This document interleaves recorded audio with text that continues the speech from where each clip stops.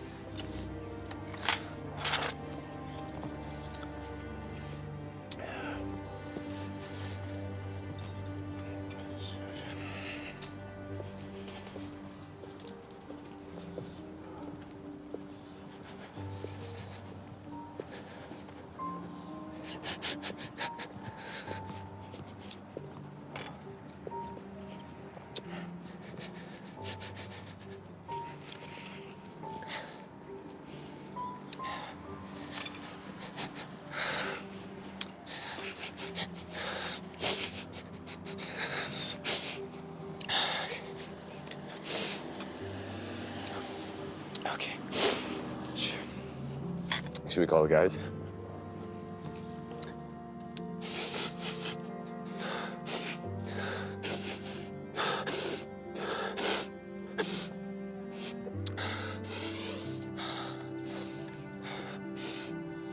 Huh? Did you call him?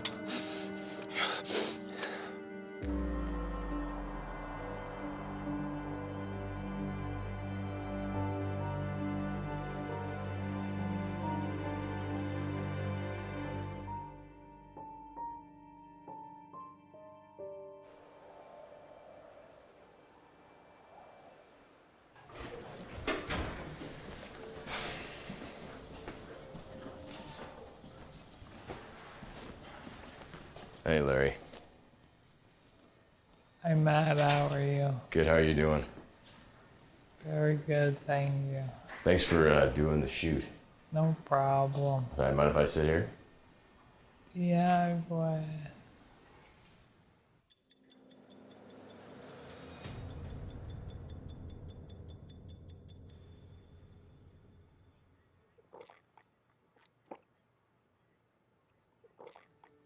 I've had MS since 2000.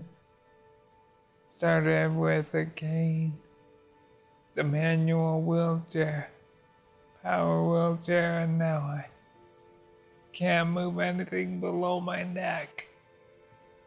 After I was diagnosed, I let go from my job. I went on some experimental drug programs that just made me seem worse, tired, feeling nauseous, and I was sticking needles into my body every few days. The Rebev, the Avanags, I went through those drug trials, and it just felt, what a scam.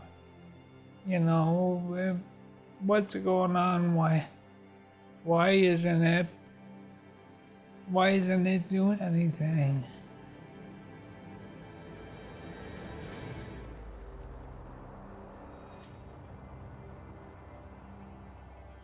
They have so many millions and millions of dollars. Where does it go? What do they do with it? There's nothing to show.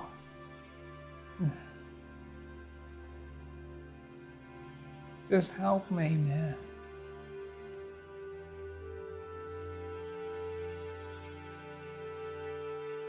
You have to be incredibly tough to fight multiple sclerosis. It's like you've got your worst enemy inside you. I had the overwhelming feeling that life was over and there was nothing worth living for anymore. My legs went numb and I went basically blind. My only knowledge of MS was Richard Pryor. I was like, game over. This is on the rise. Many MS patients are holding out hope that a medication will be found. This is what it looks like. 1.5 million don't even know that they have it right now. It's a ticking time bomb. MS is a disease where the immune system goes astray and thinks that the brain and spinal cord shouldn't be there and try and attack it.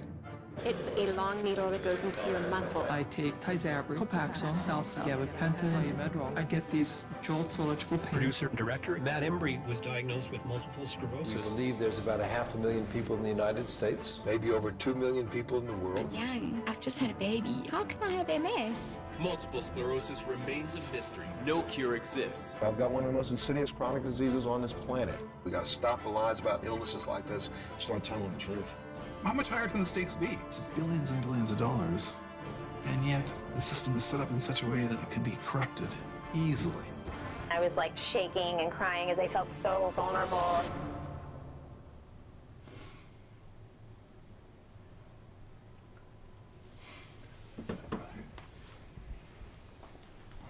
Okay, bye, guys.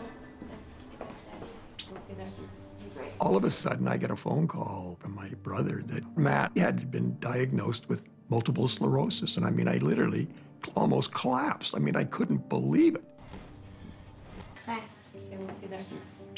We really didn't have any idea at all until that one day he said, I think I had a stroke. And we said, what?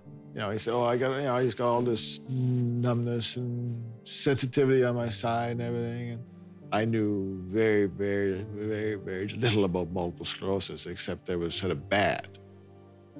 I was a nurse before, so it had a huge influence on my image of MS.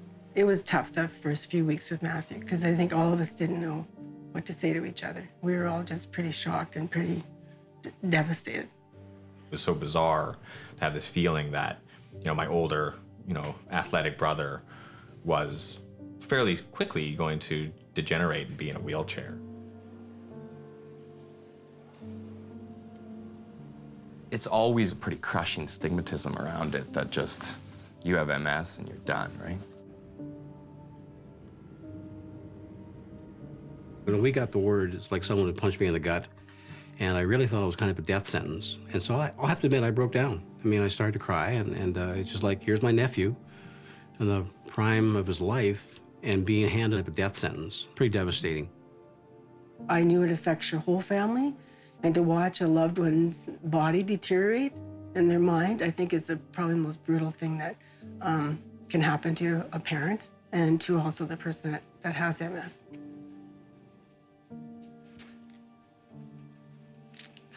Sorry. You don't want that for anybody.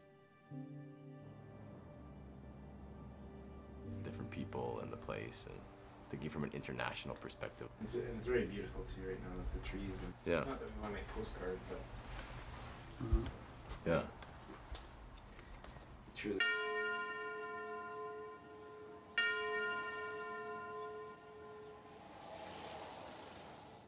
Okay, I'm George Evers, and I'm a neurologist and MS researcher.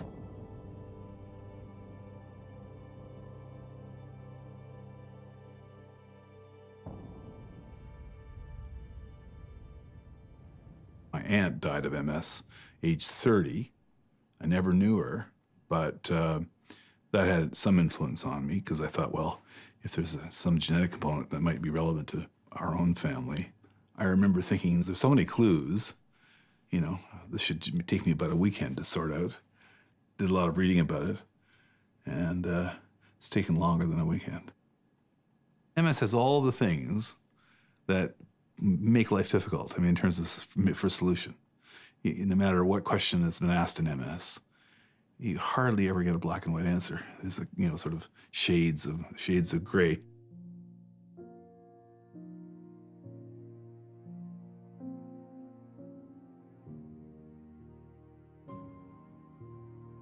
The things that are thought to be important are early life exposures like infections, probably some aspects of diet, sunshine exposure, and the likely mediator there is vitamin D. And then there are other things which are random triggers. The first part of the disease seems to be autoimmune and inflammatory mediated, but the second part is what matters. The second part is what disables people. The second part is what accounts for most of the grief. The first part's treatable, second part doesn't seem to be.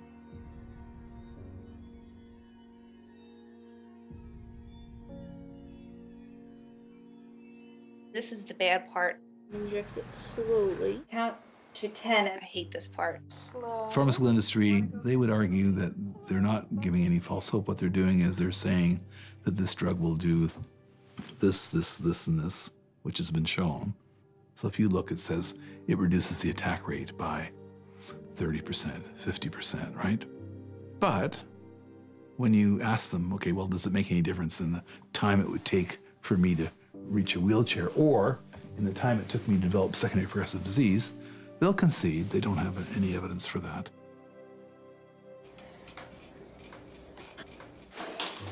So if people get this progressive thing happening, then there's no evidence that any treatment actually makes that better or prevents it from getting worse.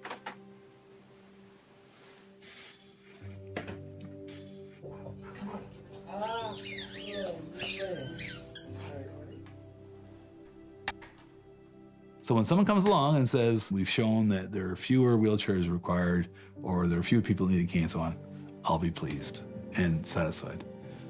Haven't seen it.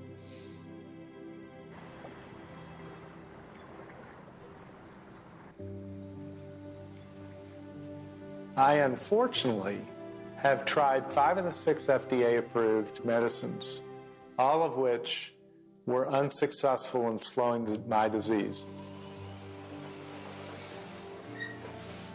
I have hope that the research that's being conducted is going to be successful.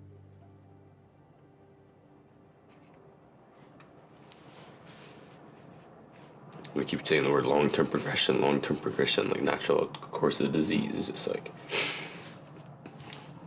and I just can't help but think, it's like, hey, once the switch got turned on, yeah, I got it. Am I fighting it? Yeah, I'm fighting it, but it's just like, once that switch is on, it's just a countdown.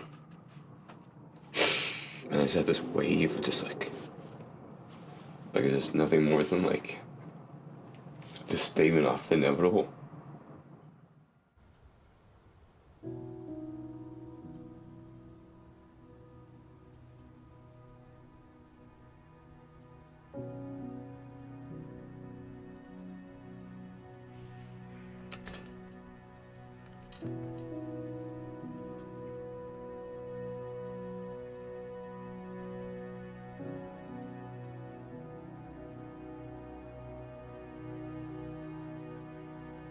There's John Plaxton, who's your great-grandfather. You see, he was born in 1846, and I was born in 1946. Okay, so he's great-great-grandfather. So who built it? He built this. Yeah, then. He created this tomb. And said, yeah, and then he just kept putting them in as they died until they filled it up with 6 bodies. He's the one who made all the money. My brother said when he died, he was worth, in today's money, $50 million. Well, I always saw, you see, money doesn't buy happiness. No. Because I saw this family. Yeah. They all had tons of money, and they drank, and it wasn't a happy family. No, just disaster. So that was the best thing I ever learned. Money and happiness have a very, very low correlation. Nothing has changed my mind on that. Yeah. It'll build you a big tomb that you feel creepy about. Yeah. You and Mom don't have plots or anything like that, do you? No. I said, I'm going to scatter my ashes to the winds of the Arctic. All right. Soon I can get somebody to haul them up there. Yeah, I'll do it.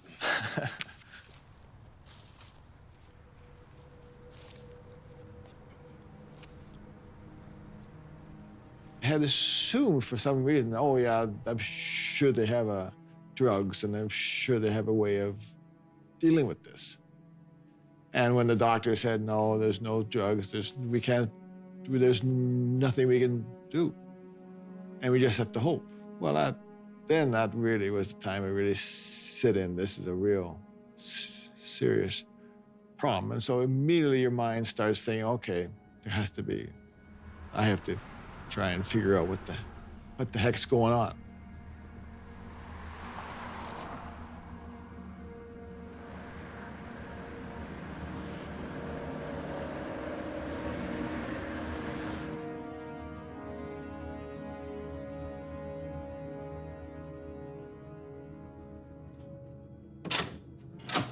Oh, doctor. How do you do, man? Good. Nice to see you. Thanks for doing this. All right, our pleasure.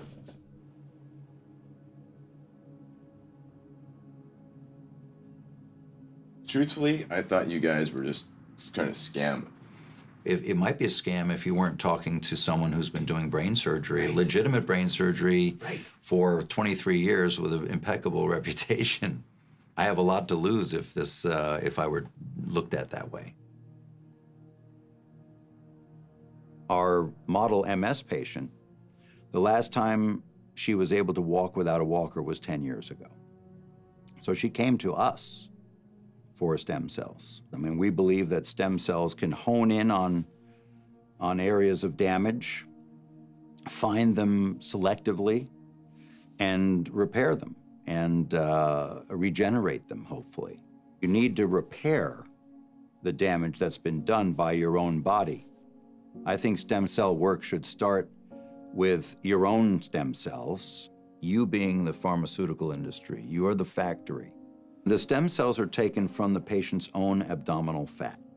So the patient comes in, gets the liposuction, and an hour later, the cells are ready to be implanted into the brain. And what happened? We agreed to treat her. She fit the criteria, and she had her first stem cells implanted back in May of 2014, and she's had miraculous recovery. She started with a walker, being able to walk 1 inch at a time. Most recently, she's walking without any limitation, and she walks at least 25 feet in 1 minute. She's making an amazing progress, and word is she's driving a car now.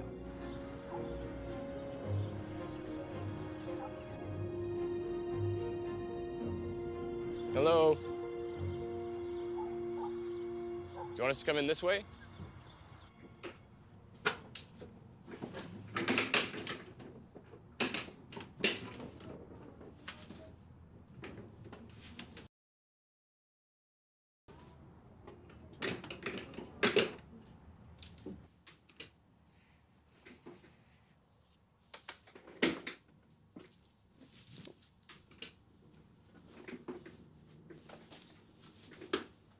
I just got stuck.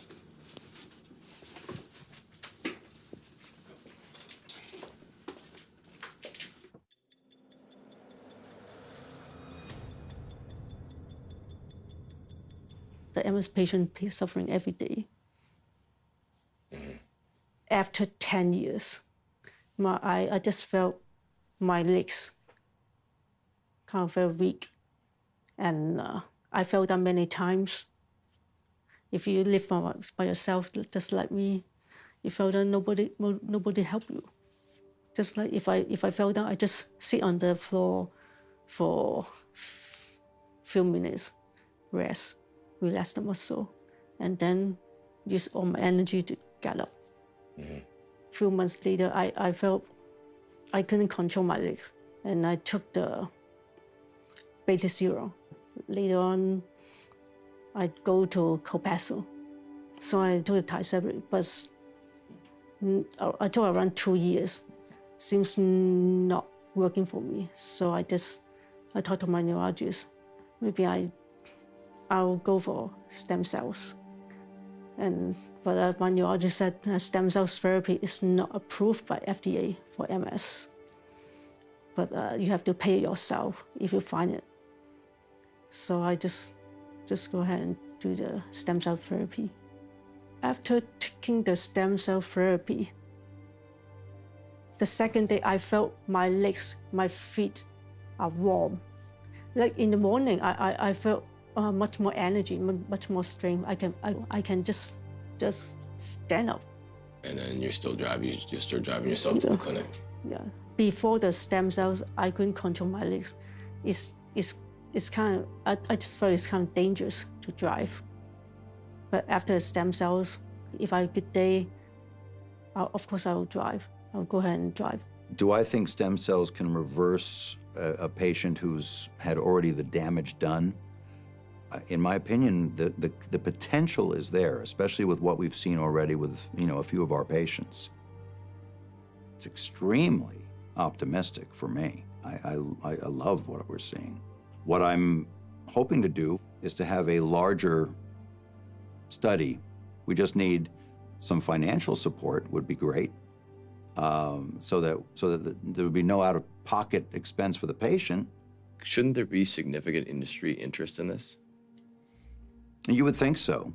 Yes, I would think there would be significant industry interest in moving forward with this, but where the industry wants to go is produce a drug in the form of a stem cell, right? So a drug in the form of a stem cell is a stem cell that's been altered, a stem cell that's been induced, and that becomes their product. So there is a, incentive for them to create that product and then get FDA approval to use that product, and then it becomes their product. Right now, the product that we use is the patient's product. They're the production factory. And furthermore, are these stem cells going to create a monster? That is the big question. And so we just need to follow up and see how these patients do. Well, thank you so much for doing this. Thank you so much. But of course, I hope that this treatment works lasts longer. Because if wait for FDA, you'll wait forever. Okay, we're gonna do it, okay? Okay, thank you. Okay. Thank you. Thank you.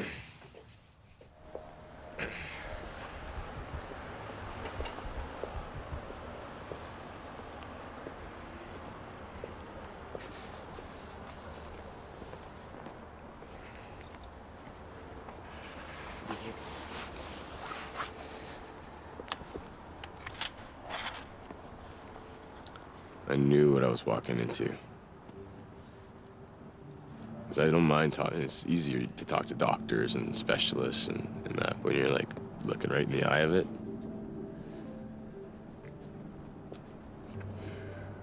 That's the darkness, right? That's the viciousness of the disease, right? I mean, that's tough, right? I mean, we're like the same age and everything. It's just like, Jesus. I leave just feeling sick. Like I leave feeling like I have symptoms. I leave feeling like I'm going downhill.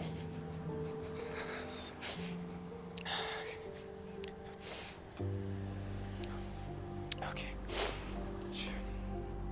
Should we call the guys? But that's like, for me, it's like that's like the dark place you fear, right? That's that one-bedroom studio apartment on the ground floor.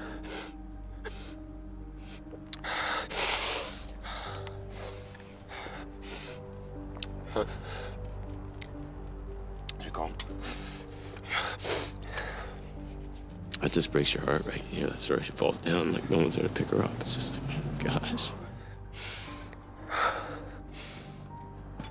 But man, I mean, everything in me just wants to be like, yo, you. Like, you gotta come with us, you know? You just see that desperation, right? It's just like, fuck. You want to help, but he's like, what can I fucking do here, right?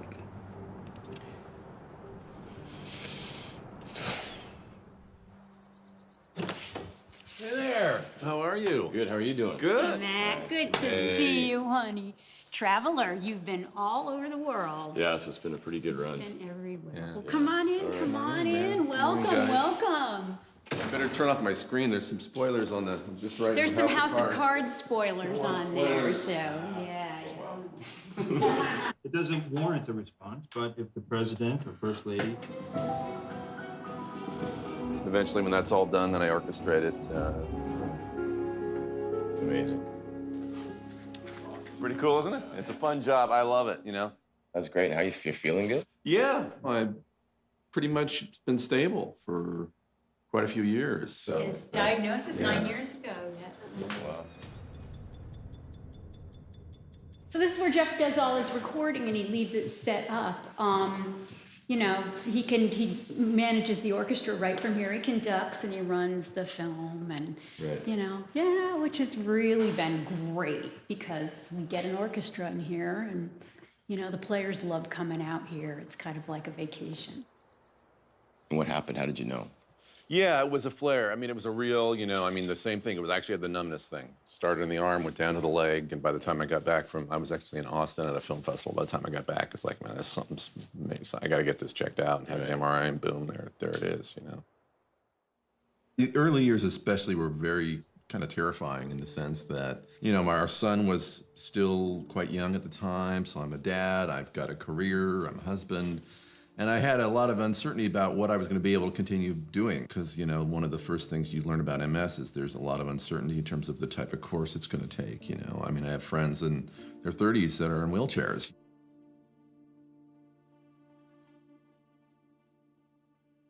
We met in college and got married in college. So this is my best friend. And seeing him suffering and feeling helpless, I wanted to figure out how to help him. That was my #1 goal. And so that's why I started digging into research, because I think you were going to say, your neurologist really didn't give us anything concrete. It was just, well, we don't know what this disease is, it's incurable, you have it, good luck. And she actually said to him, do everything you want to do now, because his prognosis as a man with the kind of presentation he had was not good. So that's when I got serious about learning what this disease was and reading the research. I started reading PubMed, and I kept coming up with a lot of vascular connections. And when Dr. Zamboni's research was published, I sent it to Dr. John Cook at Stanford, who had been my contact there. And I just had him read it. And I said, do you think there's anything here? And he gave it to his colleague, Michael Dake.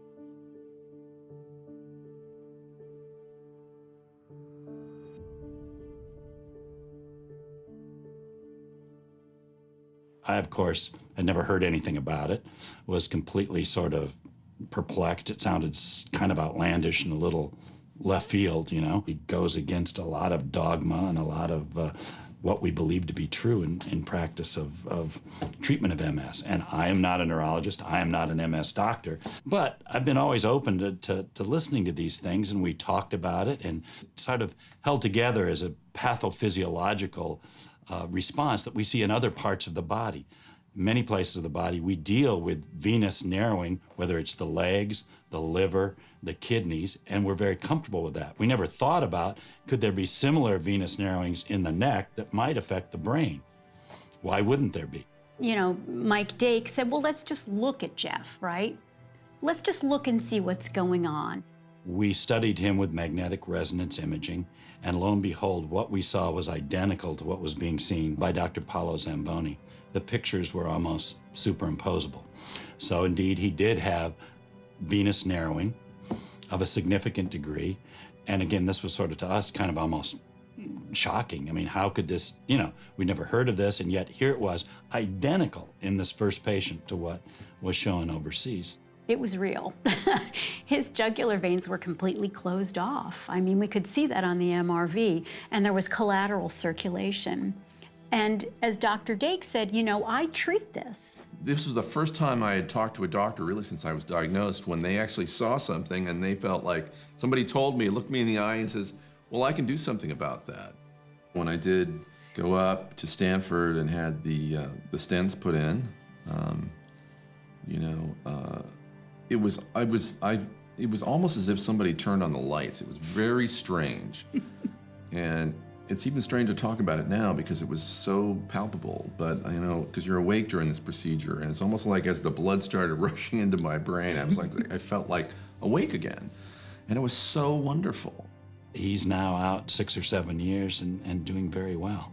It wasn't just him, you started looking at other patients too. Well, we started to examine patients. This community is a very tight-knit community of patients, and they are networked in a very tight way. So all of a sudden, a number of patients were coming to us we were not soliciting in any way. And we started looking at patients, and we found a very high preponderance of patients with similar venous narrowings. And we started treating patients, and we saw very interesting results. So how many patients did you treat? Well, it's a long time ago now. We have not been really treating patients for 3 or 4 years now. But with MS, I think we probably treated approximately 59 patients. And they all had narrowing of the vein. Not every single one. I think there were 2 patients that we did not treat because they did not have what we felt was significant narrowing.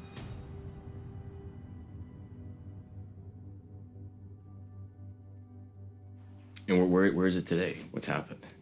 Well, right now, I think at least the interventional treatment of CCSVI has basically gone to 0. So why have you stopped? Well, the pressure, I think, from all sorts of various special interest groups has sort of conspired to stop everything, at least in our country, and I'm sure in Canada as well. I'm well known in a certain specialty, not neurology, certainly not even MS. I was doing this because we were very interested and thought this was terribly exciting. But I had many people come up to me at national and international meetings and say, just watch yourself, watch yourself. You don't want your career destroyed by this. You know, you don't want your reputation, which is so good, to get sullied by, you know, associating with this sort of stuff. They thought it was complete hogwash. They thought it was obviously did not have any basis in scientific. And unfortunately, therefore, we couldn't get funding to do the type of trials that were necessary to legitimize it. I'm not going to bash anything to do with the pharmacologic industry, but these drugs, as they come out, obviously are fairly expensive. What we're talking about for treating, our current treatments for narrowed veins are done by clinically undifferentiated products. A balloon is a balloon is a balloon. That's a low budget item. And as such, there's not a lot of money to be made by industry as opposed to pharmacologically with the latest, greatest new drug. It'll get there. And all this is good stuff. You know, it's just not in the time frame or with the accelerated tempo we might like. Like I say, it'll take another generation.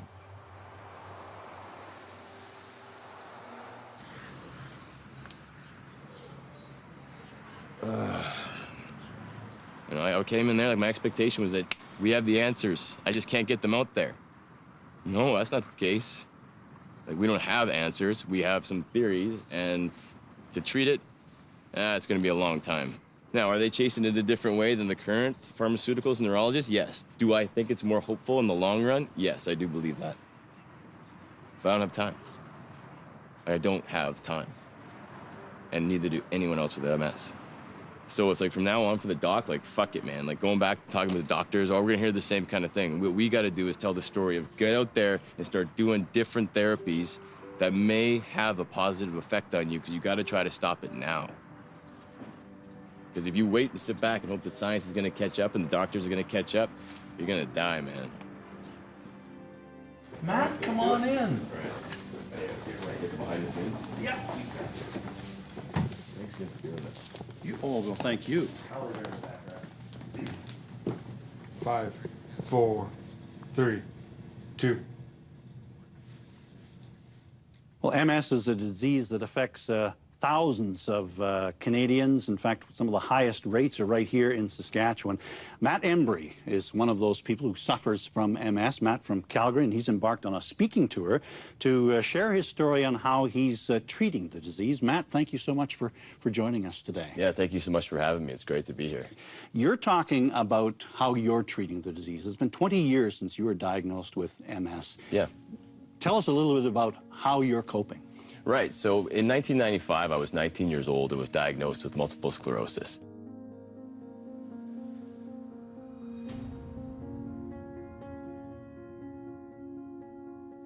Yeah, well, this is 20 years ago, so I'm having a little hard time remembering exact, you know, but I just remember saying, okay, you know, what is this? All of a sudden, I get a phone call.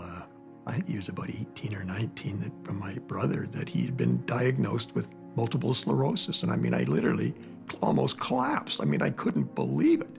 It's so bizarre to have this feeling that, you know, my older, you know, athletic brother was fairly quickly going to degenerate and be in a wheelchair. Well, it was definitely tough. I mean, you definitely have like a cloud come over the entire house. So, I mean, there was a pretty crushing stigmatism around it that just, you have MS and you're done, right? I was a nurse before. So it had a huge influence on my image of MS. It was absolutely terrifying.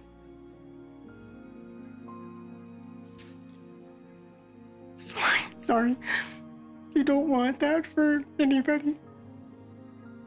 I had assumed for some reason, oh yeah, I'm sure they have drugs and I'm sure they have a way of dealing with this. And when the doctor said, no, there's no drugs, there's nothing we can do. And so immediately your mind starts thinking, okay, I have to try and figure out what the heck's going on.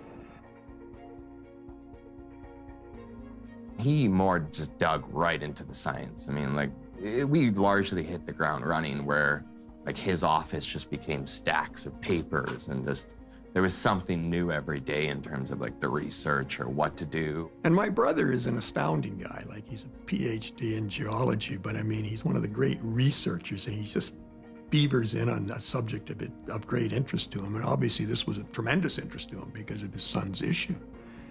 So he went to work and he researched every aspect of this, and he settled on diet. Science is it all. And to me, you gotta have hard science. That's it. In terms of an illness, well, you want to treat cause. And I thought with the dietary therapies, we were treating cause. He basically got Matt on a very rigorous diet, as I'd sometimes joked with Matt. Maybe the diet's worse than the disease, but it worked. I just remember months where we just sort of ate broiled chicken or broiled fish. Like, and that was it. Like, and like vegetables. Like, it was really cut down to nothing and then sort of built it back up.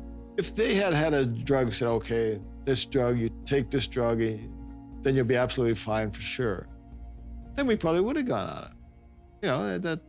I'm a believer in drugs that actually are effective. When he was diagnosed, he had a very serious case. And I mean, as a result of what he's done subsequently, it's worked fantastically. And I mean, look at him. I mean, the guy looks like an all-star, and he's been afflicted with it for more than 20 years.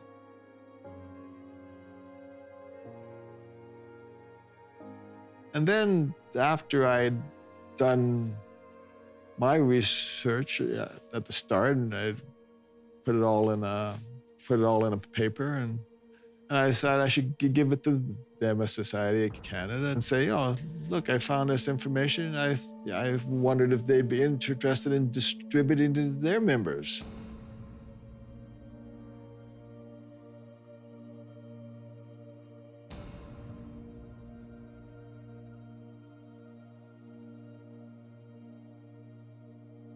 And I was very surprised when they just were not interested at all. Why wouldn't they want this information? That was my first inkling that something was not good. Well, MS is this mysterious entity, and I think that there hasn't been progress in terms of knowledge about the cause or the cure, since basically the diagnosis was created by Charcot back in the late 19th century, mid-19th century. So that it's up to the MS Society to kind of marshal hope. The MS Society of Canada was once a highly reputable, respectable organization that really fundamentally was there for the patient's interests. And I've been very disappointed in their lack of activism on these issues. What I do know is the MS Society collects a lot of money. I mean, it's in the tens of millions of dollars that the MS Society raises a year. They were very happy to be seen as having a greater bottom line of income, but no one got too worried about the fact that the money was actually coming from the pharmaceutical industry. So the International Federation of MS Societies, like more than 30% of their income comes from the pharmaceutical industry. They don't talk about it. You try and get it from their annual report, and you have to work away at it, at least you used to. Then suddenly you've got relationships between the people heading the charities and people from the pharmaceutical industry, all of which, by the way, is behind the scenes. The drug industry and its relationship with the MS Society makes it kind of advantageous for the MS Society to go along that path of talking about drugs, of speaking hopefully about drugs. Then the pressure that should be there from a fair-minded charity person to pressure the whole situation in the direction of finding something that really makes a difference in the long run starts to lessen. And it's all very subtle.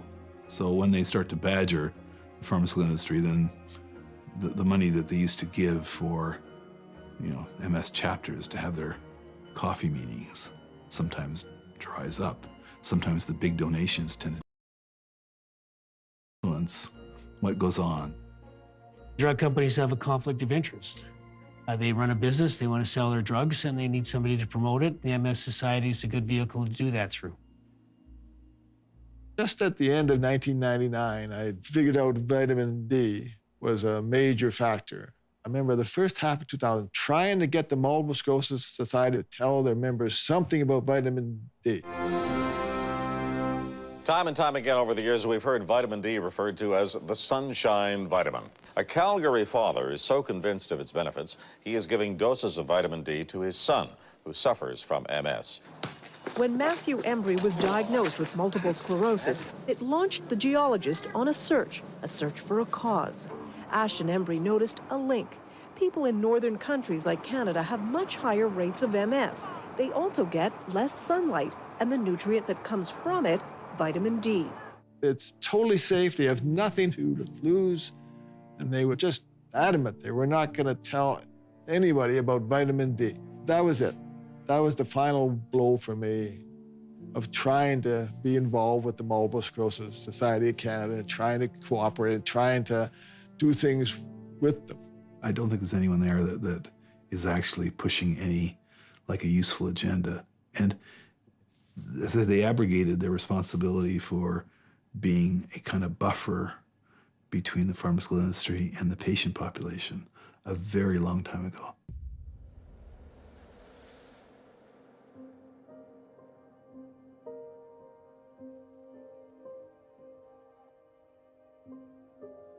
Well, it was more Joan decided, well, we got all this information. We should get it out to other people.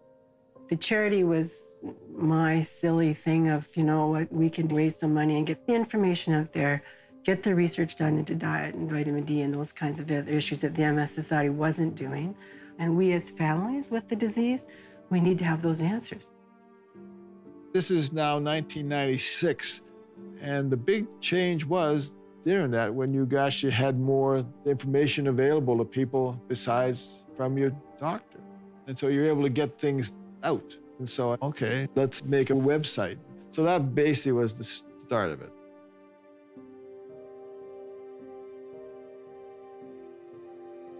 My wife has MS.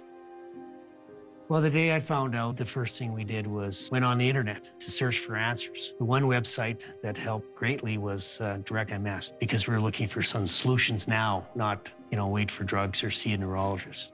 I called up Ashton Embry and went for lunch and met some of the other board members, and my wife decided to go on a diet right away. And to this day, it's been the right decision. Whenever I run into anybody that has, a friend or a relative or somebody they know in the early stages of MS, I said, you gotta get on my brother's website and find out what the, this is stuff you're not gonna get through normal channels.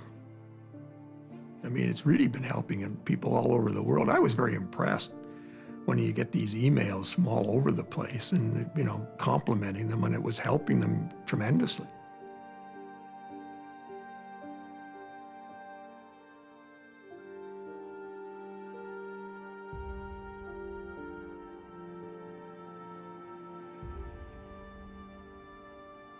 I'm a scientist. Everything I do and anything I tell anybody to do has to be backed by science. And this is information you're not going to get from your neurologist or the MS Society.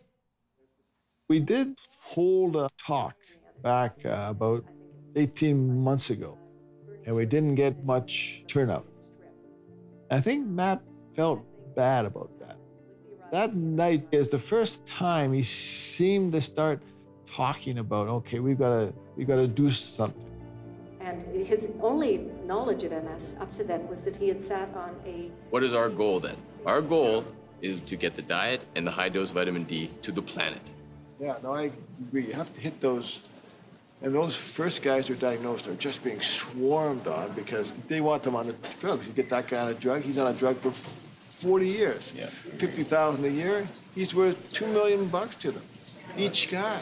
That's what you want to hear, because they're going to have the biggest benefit. I mean, bang, you go on the vitamin D, you go on a diet the day after you get diagnosed, the odds of you progressing are extremely low. Right. But if you don't do it for 10 years until you got a lot of problems, well, so, you know, it's going to be a war of trying to get these really guys who are first, just when they're diagnosed. Right. That's when the drug companies really...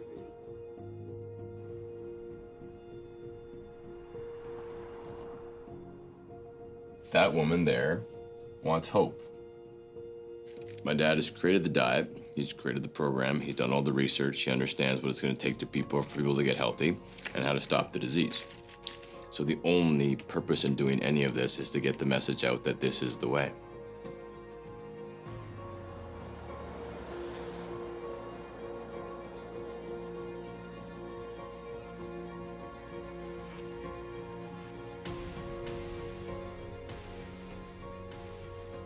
Hello, and welcome to mshope.com.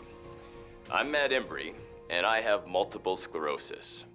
I created a website called mshope.com, which is a series of videos and PDFs that give people with MS, newly diagnosed or already living with the disease, kind of the roadmap to what I did to stay healthy for more than 20 years. MS Hope is Matthew's vision because I think of his career. He knows how information should get out to the public.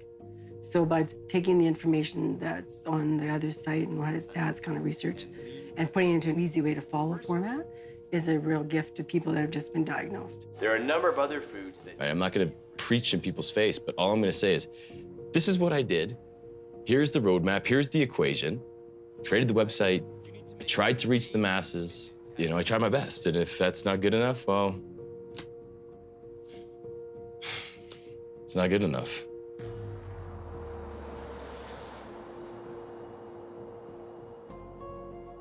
A Calgary man diagnosed with MS is speaking out to share how he has been largely symptom-free since diagnosed in 1995. If I can get out there and spread the message and even change 1 or 2 people's lives, then that's what I've got to do. He's sharing how diet, exercise, and vitamin D has kept his symptoms at bay. He also had a procedure to increase blood flow from his brain.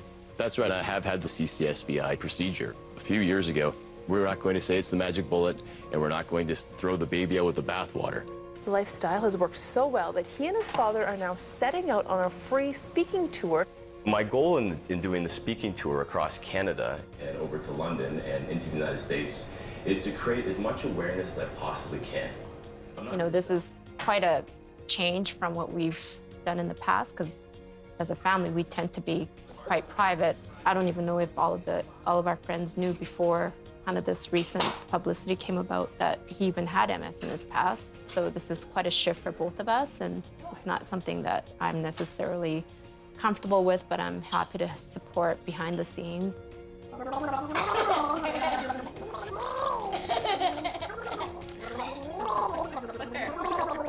Hmm?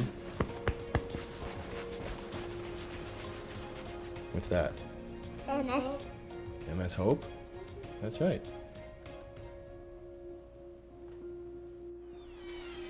When he launched MS Hope, we did have some concerns that I know some of the institutions or bigger societies would have an issue because it is drug-free, it is anti the medical establishment.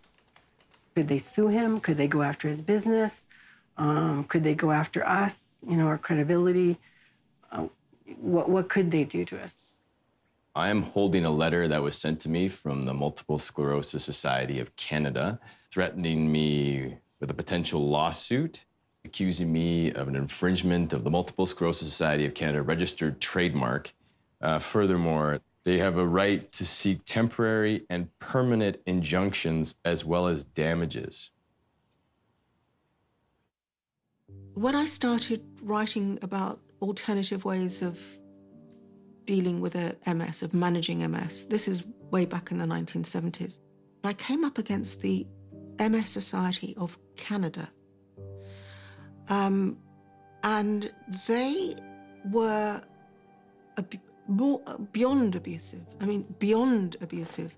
They threatened me with all kinds of things. Now, had I been a member of the medical community, they would have had me struck off. I mean, there was no doubt about it. They were in for blood. I have to admit, I was a little surprised when he got a cease and desist for a website that isn't trying to make money. Please respond via email within 7 calendar days, indicating your intention to cease and desist the use of the MS mark or confusingly similar trademark. We hope that this issue may be resolved this way, so we could avoid further legal remedies. Which blew my mind again. I think, why wouldn't the MS Society be really excited about, here's a good website that might be of real value and help the people with MS? Well, it's difficult enough fighting off the effects of multiple sclerosis. Now a Calgary man is finding himself in a battle with the MS Society of Canada. Matt Embry says diet, exercise, and a controversial medical procedure has allowed him to stop taking the usual MS medication. He wants to share his story with the world through a website. The problem is, the MS Society says his logo is too similar to its own. He has since received a letter from lawyers and has taken the site down until further changes are made. They're focused on the wrong thing, man. We got a great website, a great responsible website seeking out help for people like myself. We're gonna have to change the logo and the color scheme up top in the header. We have to go through some of this content and change that as well. Your video slides are gonna have to change, as well as the PDFs. And then we're gonna have to put this disclaimer that they're asking for. It's a pretty aggressive letter.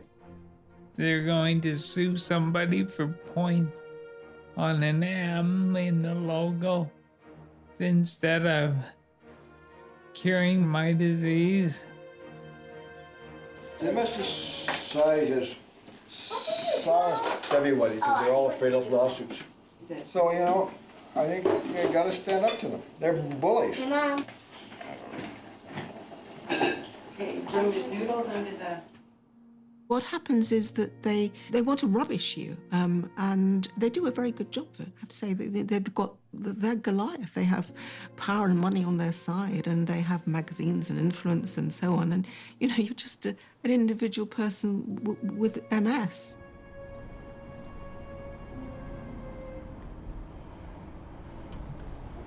I'm going to make an assumption it's resurfaced things for Matthew.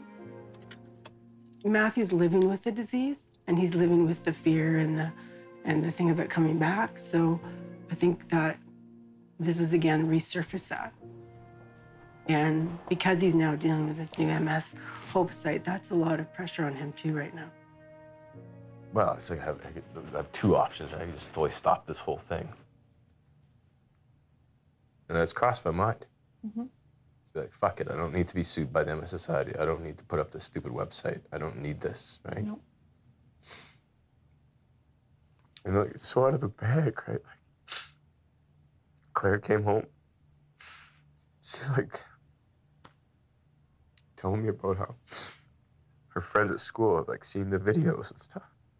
Mm. I'm like, fuck, like this is supposed to happen like 10 years from now, right? Mm-hmm. I think that was my biggest fear going into this thing, or my biggest fear has been since my kid was born. Mm-hmm. Like, how I was gonna have that talk. I feel like I've lost control of this thing again. You know, the first time I feel like the disease took my body. Mm-hmm. This time I feel like it's taken my reputation. Like, how my kids see me, right? And I think truthfully, it's like, fuck, like for me, I know that sucks. Right? I have to constantly put that 19-year-old kid who gets diagnosed like 50 years out in front of me. I mean, there's nothing stopping you from pulling the towel if you want to. Mm-hmm. I agree. Is that what you want to do?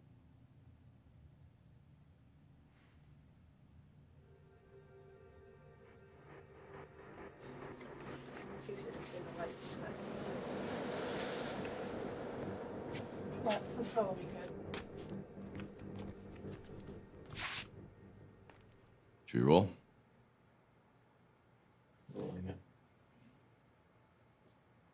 Hello and welcome to mshope.com, a free resource of information for people affected by MS.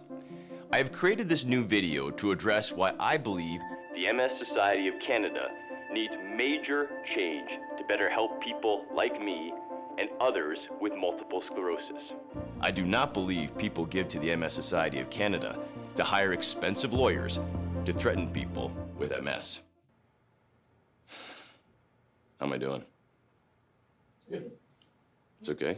You get rushed, but then we think you recover. Okay, we'll do another take, right? This is the MS Society of Canada. This is a society that was created for people with MS, to defend us, to represent us, and to find us a cure. And given that only 16% of their revenues are spent on researching a cure for MS, I question who this society is truly for. A Calgary man diagnosed with MS is speaking out tonight. He's accusing the MS Society of Canada of not doing enough to fight the disease. He posted a video on his website pointing a finger at the MS Society of Canada's practices. Embry says from 2010 to 2013, of the $211 million in revenue, the MS Society of Canada spent just $32 million on research, only 16 cents of every dollar donated. Well, in the first half of the hour, of course, I was talking with Matt Embry, and he was talking about how he has dealt with his MS. And I have received a number of texts and emails, thank you very much. But also, Matt Embry was very critical of the MS Society and where the dollars go. So I have invited Daryl Gregory, he's the director, MS Society of Calgary, to join me to give me a little bit of details here. Hello, Daryl. Hello, Angela. Is Matt Embry correct when he looked at the Canada Revenue Agency recordings and found that 16% of every dollar, that's all that had gone to research? Well, no, he's not correct, actually. Matt paints an incomplete picture of our research investment and our fundraising. It doesn't take into consideration the research funding that we invest through the Multiple Sclerosis Scientific Research Foundation. So what percentage then, with those new figures, would be going towards research? Good question. Good. I don't have an actual percentage, Angela, and I could get that for you, but I just don't have it with me now. But I can tell you, for example, if we break it down to Calgary, and if we want to talk about salaries as well. Last year in Calgary, our chapter contributed $585,000 to research. So what was that a percentage of your overall budget for donations? Yeah, so our budget in 2014 was about, well, to tell you the truth, Angela, I'd have to dig that up, to tell you the truth. I don't have our budget for 2014 right in front of me. It's unfortunate, Daryl, only because I think you knew I was going to talk to you about his criticism about where the money goes and not enough goes to research. So I don't mean to put you on the spot, but I thought you'd have those numbers. Well, I do have the overall numbers for research, and services, but I don't have the overall budget. How much goes to actual salaries and programs? Yeah, it's unfortunate because my producer knew that this is what I wanted to ask him. So he just had the researching numbers, and I would like to get more than that. Why do you say that, well, it's research, but we're giving it to another foundation? That's when people become very cynical of big charitable organizations. I'll throw it out there again, though. 7:30 tonight, free conference, Coast Plaza Hotel, mshope.com/tour, or you can call a number and don't worry about writing it down, just go to our webpage.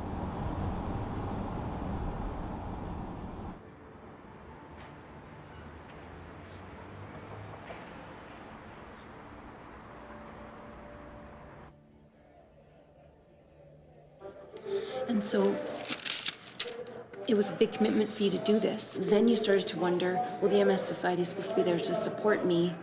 Have you ever had the opportunity to speak with them and have them say to you why they don't support that or why they don't? No. Yeah, they don't No. want to talk to you. No. Okay. And this has always been the biggest question. I think I'm always curious why they haven't called me to understand why someone with MS is doing so well and getting vocal.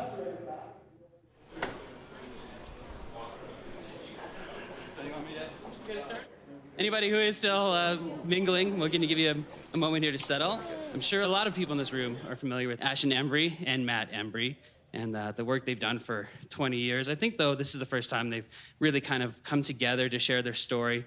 If you know anything about their story, you know it's a very powerful story and hopefully an inspirational story. Matt's going to speak first, and then his dad is going to follow up with some of the science behind what they've developed over the years and what they hope works for others. And so maybe we could just ask, we'll do the questions after both people speak, please. Hello, everybody. I am so thankful for absolutely everyone for so much of the support that has come to me. Tonight is about hope. Tonight is about learning about strategies. It's about changing your lifestyle and you making the decisions. So this being the opening night is very, very special. But I'm not gonna cry. I'm only gonna laugh, and we're gonna have a good time tonight, and we're gonna get some MS hope on board, all right?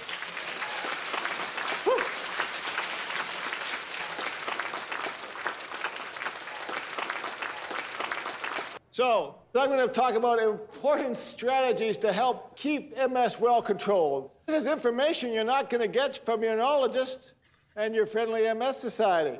I was diagnosed 12 years ago, and my doctor, my neuro, said that I would be in a wheelchair in 5 years if I didn't start on the drug therapy. I changed my diet. I was recommended to this diet, so I went and researched it, and I've been doing lots of Googling ever since and found all sorts of things.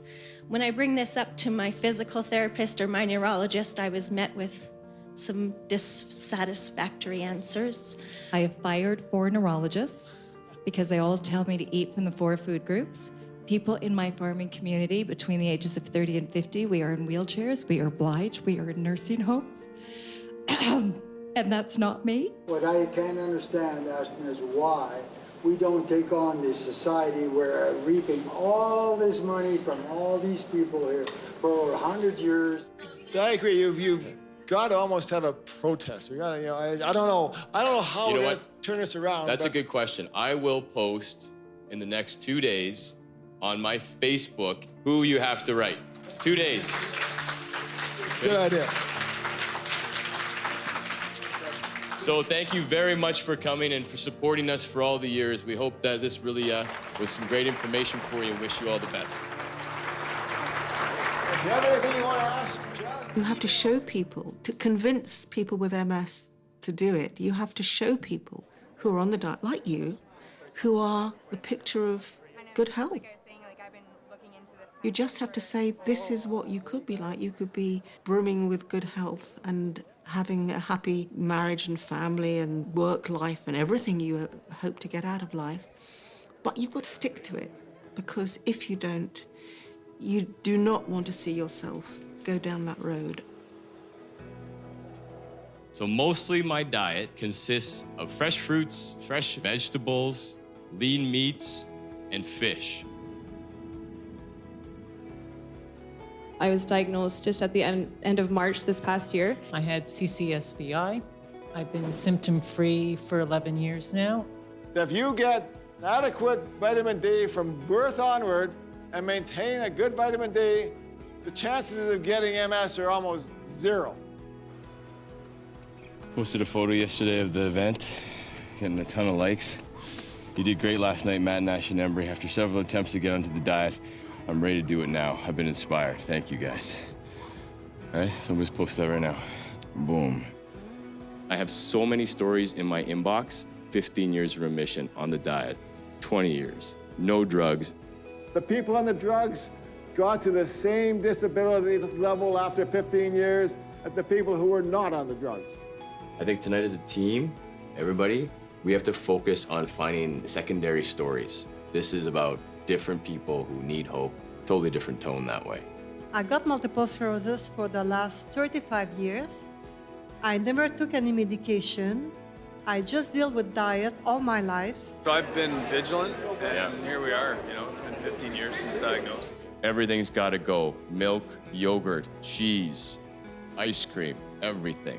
All foods that contain gluten. I feel so much better. Like, it's been 3 years now for just the gluten-free. By controlling your physical being, exercising, by controlling what you put in your mouth, now you're in control of the disease. I'm just a guy who's diagnosed with MS and has implemented different types of strategies that have worked for me and have worked for hundreds of people around the planet. This has truly become a global issue and a global conversation. You've reached Owen Charters at the MS Society of Canada. Please leave Owen a message.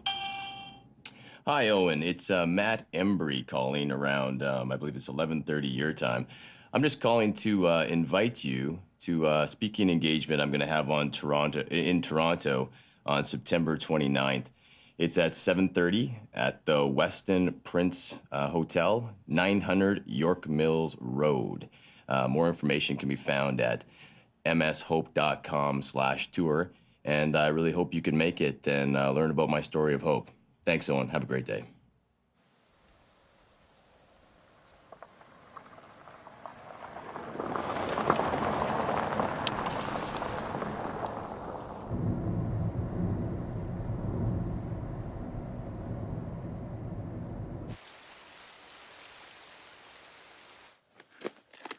So do you enjoy it more now that you're out here? Oh, yeah. Absolutely. Yeah, I built this whole thing right to the road. Really? By myself. Yeah. It took me quite a lot of time, but there's some nice sunflowers here. But so what I tried to do, and some people have noticed it, so like it's got a little slightly different construction. I was trying to make the post kind of like one of those Inukshuk things. Oh, right, Yeah? right. So Yeah, that's I the see, idea yeah. of this. Yeah. Yeah. Yeah, I can see it. For me, one of the chronic dilemmas has been how much to say and when. I know lots of things that, you'd have to take some anti-nauseants after because it's so distasteful.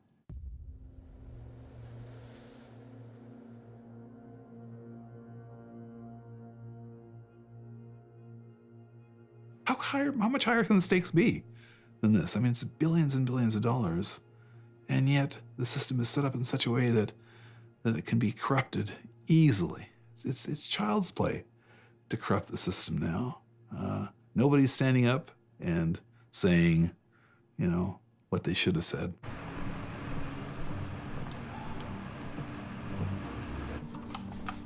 That's good. Guess we got half an hour, boys. We want to be rolling by 3 o'clock. I watched this whole story from the very beginning. Like I was one of the investigators that was contacted at the very beginning when the interference trial was planned in 1986, 87. And I was the principal investigator of the Serono study with Rebiff. I basically wrote the paper for the first interferon study.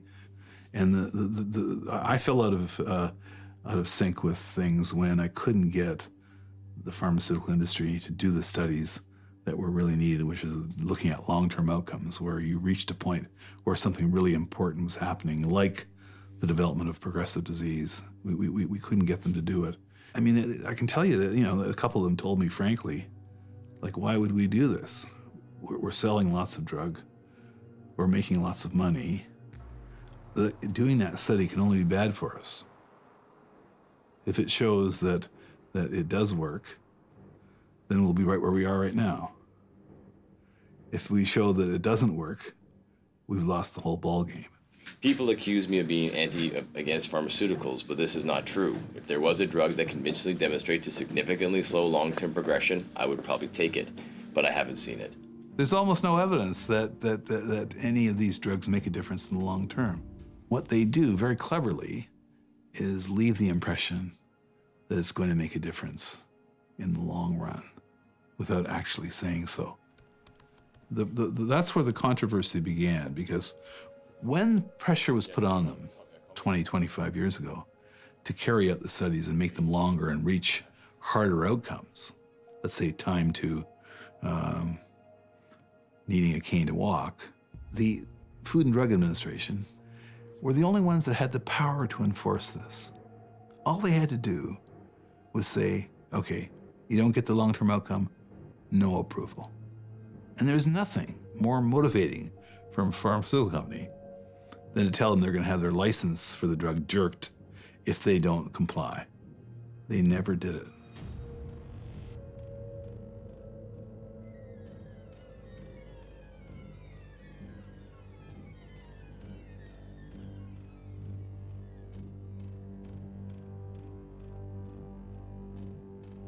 I'm not happy, and you shouldn't be happy, and patients shouldn't be happy.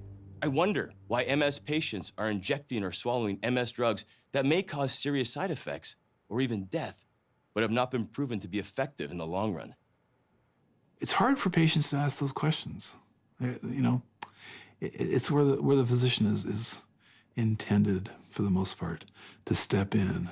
And if the physician is already, you know, compromised because they're on some major drug company kind of, income stream, it sacrifices or impairs their ability to do this well.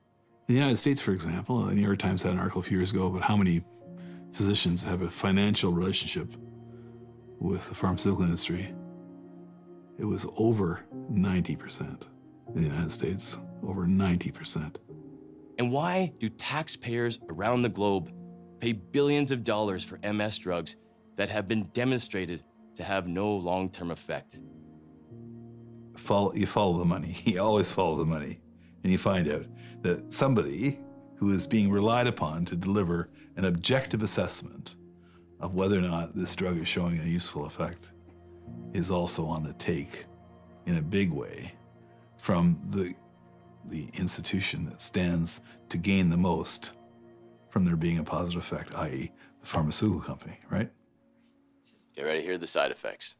Back pain, blood in the urine, burning or stinging of the skin, continuous uncontrolled back and forth or rolling eye movements, decreased sexual desire, difficulty with moving, ear pain, fast breathing, irritation of the mouth and tongue, loss of appetite, menstrual pain or discharge or changes, menstrual pain or changes, muscle pain, painful cold sores or blisters on the lips, nose, eyes, or genitals, sensation of motion, usually whirling either oneself or of one's surroundings, speech problems, vision problems. Jesus. So that's Copaxone. That's unbelievable. And then here's the other one. What are you looking at? That's bad, man. Especially if these didn't work. Here's interferon. Headache, increased sweating, lack or loss of strength, nausea, sore throat, stuffy or runny nose, unusual tiredness or weakness, vomiting, double vision, seeing double, weight gain.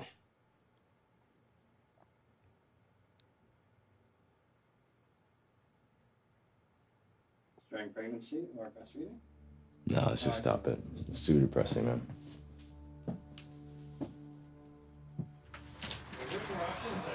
It's not easy. It's making me think. I think as far as treatment of these very expensive medications go, they do have potentially serious side effects. I know that I wouldn't be taking it myself. I wouldn't be taking it. I'd rather take my chances with the natural course of events rather than introduce something else, which is the risk of who knows what. And the more new or recent the drug is, the bigger the who knows what is, right? Because there's just not enough information. So I think you're perfectly defensible in not taking anything.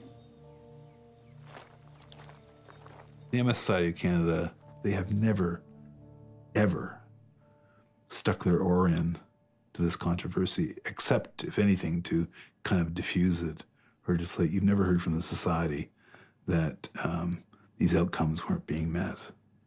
And you should be hearing it from the society, right? Or they should at the very least be supporting people who are prepared to stand up and say this.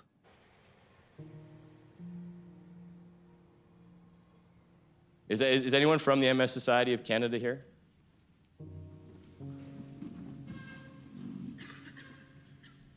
Pardon me?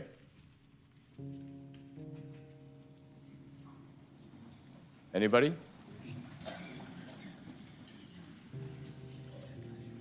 No. No.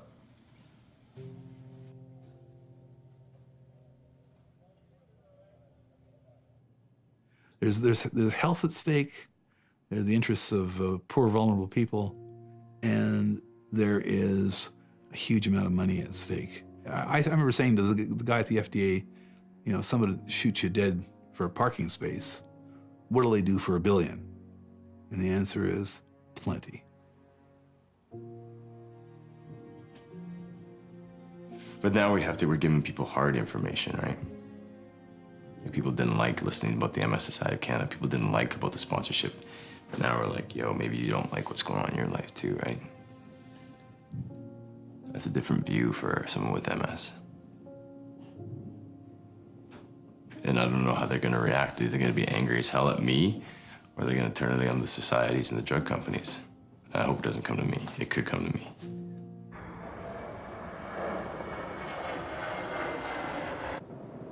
The number of MSers in wheelchairs, walkers, and canes has not declined. It's the objective measure.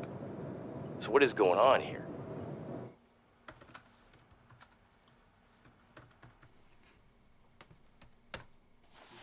Because I have not seen any convincing scientific evidence that any drug has a notable effect on the long-term progression of multiple sclerosis. We did it, man.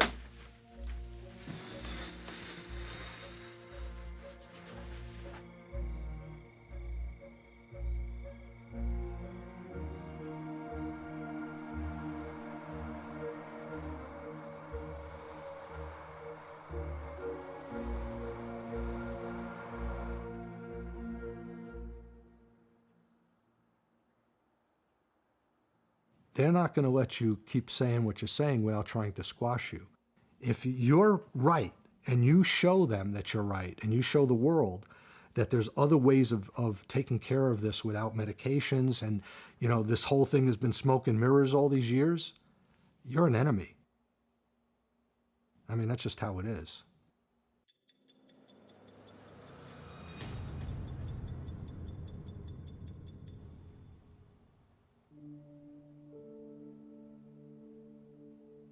You know, when Arnold Schwarzenegger gave me this Lifetime Achievement Award, you know, that was the exclamation point for me. It showed me that the fitness world is listening, and all these young guys that are healthy are looking to me and saying, if this guy can do it at his age with MS, we can do this and we're healthy. So am I doing the right thing? For me, yes. I'm the founder of the MS Fitness Challenge, which is a charity to help people with MS nationwide and soon worldwide to get connected with trainers and to be able to conquer the disease through fitness and health. I've got people with MS from the UK, from Canada, from Australia, from even places like Slovakia that are saying, could you bring the MS Fitness Challenge here? Well, the MS Society has branches all over. Why aren't they embracing what we're doing to say, okay, well, we're doing research, you're doing fitness, let's merge so that we can help you to reach those people? No. Instead, they're saying, your competition? I mean, where's the heart to help people with MS? I don't take meds, but I mean, I'm not a doctor, so I don't tell anybody not to take meds. I mean, it's stupid. You can't go around telling people, don't take your medication and just do what I'm doing. But over this time, you know, the symptoms are still there. This side is numb, like you could stab me in this arm, I don't feel it. This leg still drags. I mean, I get in and out of the leg press, I put 1,000 pounds on and leg press it and then crawl out. So I still have all the symptoms. And I eat unbelievably well. I mean, I don't eat junk, I don't eat gluten, I eat really, really clean. My symptoms have progressively gotten worse. Right. And this in here is my stash. Okay, so what is all this? These are different types of proteins that, you know, some are vegetable-based. There's others that I take that are whey-based. And that's what every day, I mean, this is what I take in addition to eating all my healthy foods. Right. You know? Can I judge it right now? Yeah, oh, yeah, you're going to tell me. They're working on one right now that has nothing artificial in it. I mean, without this stuff, I couldn't get through my workouts. I mean, you know, this stuff keeps me, my energy level, gets me all the protein I need, gets all my aminos in, the BCAAs.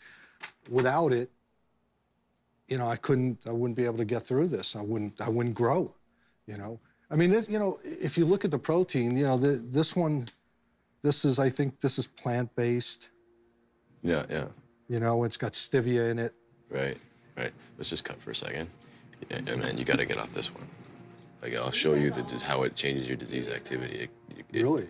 Increases it. Wow, because I take whey every day. Don't ever touch it again. So what type of protein? It's poison to you.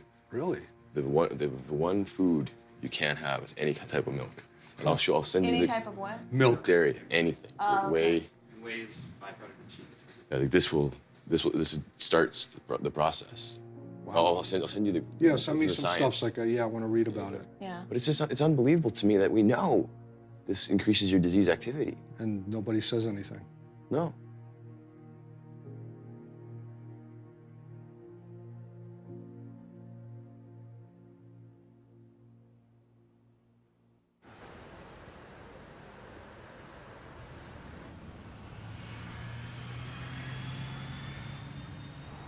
Tomorrow we're gonna meet Judy Graham. It's a big deal. She's a huge mentor. She's kind of she's, in my mind, she's the godmother of MS diet, right? She's the first person who punched out the book on how diet can change your ways, and she's been connected to our family the whole ride up. And my dad wrote for her magazine that she put out for years, and huge inspiration to me. Like, if there's one person on the planet who's been the inspiration for this whole thing, it's Judy. So the fact she's here and the fact we can actually meet her is amazing. So I just really hope she's okay, right? Because how she is gonna be how I think I'm gonna end up. So it's been 20 years, man, since I read her book, so I'm still good, but I want her to be good too.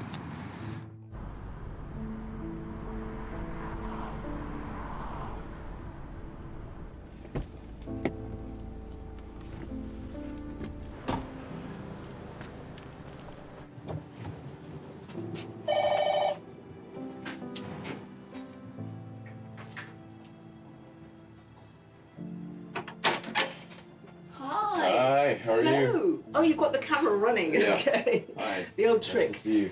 Matt, you're the handsomest man to come into my flat. Oh, thank you. They're coming in. Hi there.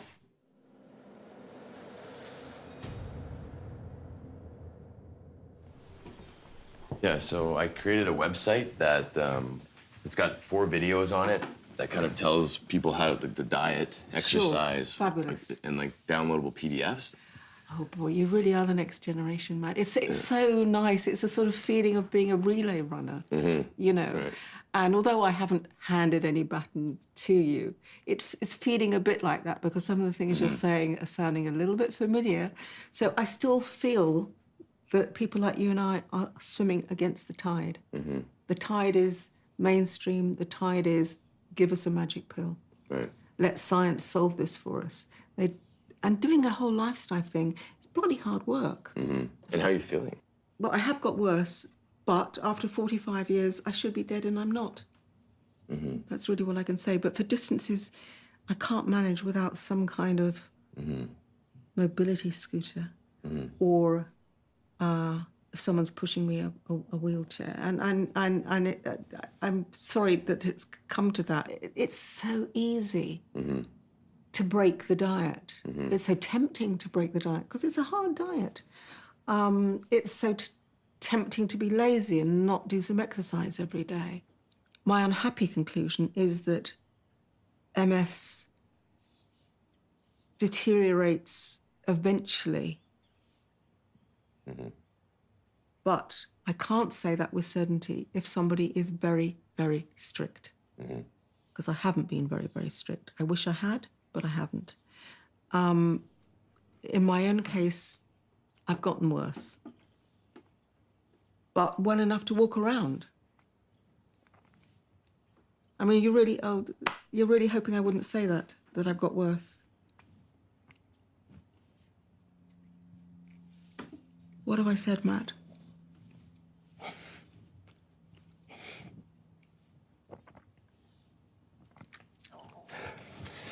Sorry. What have I said that's upset you?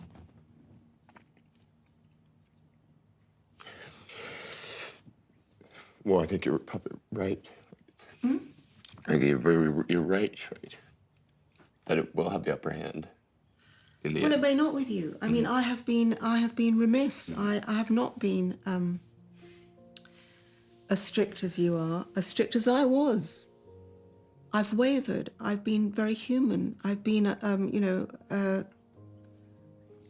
a weak human being about this. And one part of me says, stick to the diet, It's the eternal struggle that goes on. Stick to it. Don't stick to it. Stick to it. Don't stick to it. But you wouldn't cry just to see me now. I mean, No. I don't think if somebody newly diagnosed met me, coming up to 69,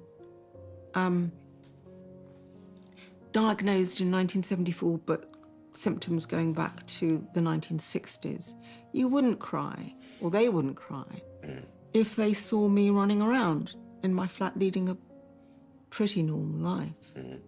You wouldn't, would you? No. Yeah. Given my time again, I would be very strict.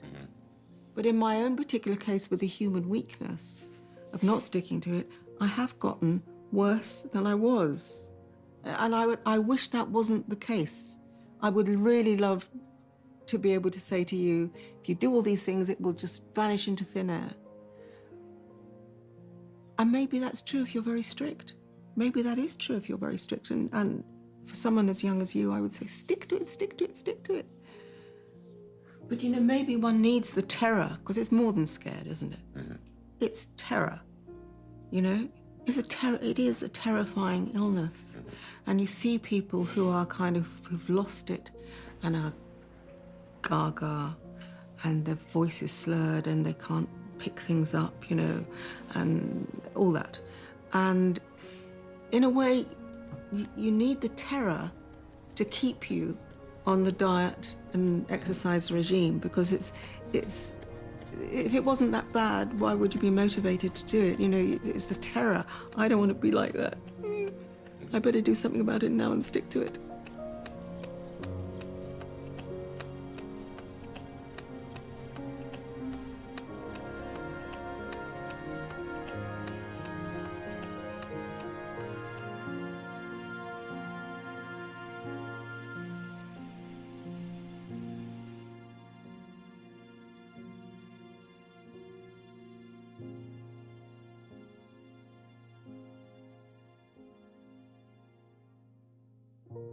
My torso just can't hold me up. I can walk very short distances using 2 walking sticks, otherwise the tilt recline wheelchair. Are cognitive problems coming next? Will I be having to face an early dementia? I'm going downhill. Aggressive treatment is not stopping that slide. This is an unpredictable disease. Functions once lost are generally gone forever.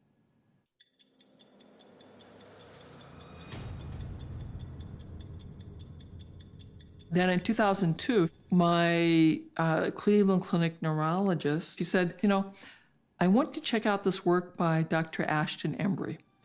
He has a very interesting story, helping his son out with diet. And she emailed the webpage to Direct MS Charity.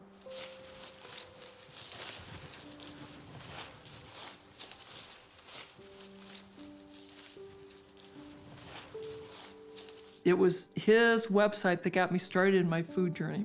So we didn't have quite as much kale as usual, but we've got some in here. Here we go.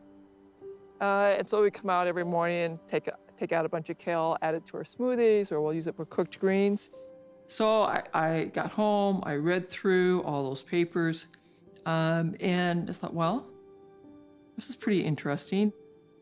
So I went back to the internet, started searching, and eventually, it took a couple months, I now had a list of foods that I should be stressing in my diet. So I had these list of foods, which I now have organized into the green sulfur color. And I started this December 26, 2007. The month after that, I'm driving my wheelchair over to the staffing office. I take a cane over, and I'm able to walk between exam rooms to see the patients. And I wasn't exhausted. And I also had to note that in that month, my brain fog was just melting away. The month after that, I don't even need a cane. 3 months later, I can walk even uphill without a cane. Hadn't done that in years. I don't really know what to think of all this. I don't know if this is temporary, I don't know if this is permanent, but I know that recovery is not possible, but I'm walking around. And then, probably 3 weeks later, and I decide, it's a beautiful day, and I wonder if I could bike again. Put on my helmet, lay the bike down, step over it, then pull it back up. So, okay, and I push off. I'm a little wobbly at first, and then Zach's cheering, Sebby's cheering, Jackie's crying, and we pedal around the block. And that's when I know that nobody knows what might happen. This really is the miraculous moment when I realize that recovery is possible, and that if I stay on this path, diet and lifestyle, who knows what might happen another 5 or 10 years, that I might get better, very close to normal, or not. But the prescription that it's only downhill is not correct. Really Okay. We're gonna really hit a lot of people with this one. This will be very good. Yeah, I think so. Creating health is about diet and lifestyle. It's not about drugs. It's about diet and lifestyle. That's what got us unhealthy, and that really is what can restore our health and vitality.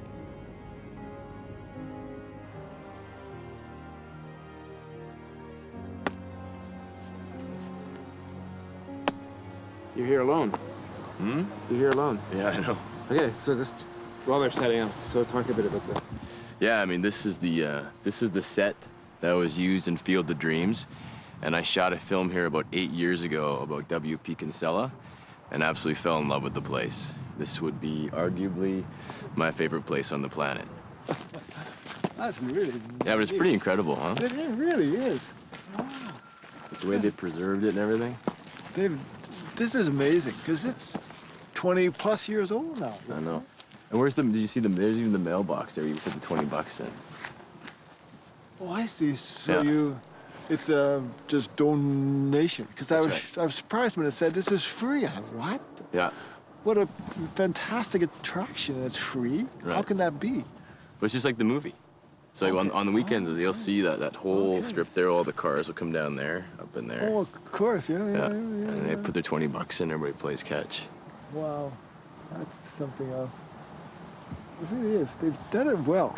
They've I agree. really done it well. It's good to see if they're going to do something like this, do it well. Yeah. And they have. That's very neat. All right, let's do it. Yeah, people are always shocked when I tell them it was from a novel by a Canadian author from Alberta. Right.